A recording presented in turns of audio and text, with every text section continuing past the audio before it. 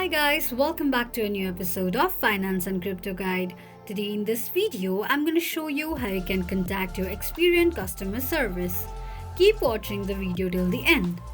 To contact your Experian customer service, firstly go ahead and launch open any web browser of your preference.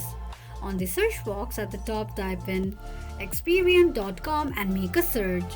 The official page of Experian's account will appear on the screen. Scroll all the way down to the end of the page. Here you can see that you can contact Experian's customer service through Facebook, Twitter, Instagram or YouTube as well. Choose any one of the option and tap on it. Or else tap on support and then tap on Experian customer support.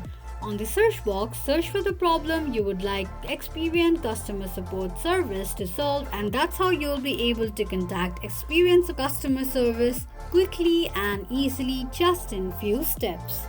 If you have any thoughts or queries, let us know in the comments section. Don't forget to subscribe to our channel. Also press the notification bell icon so that YouTube will notify you whenever we post a new video. I hope this video was helpful to you. Thank you so much for watching.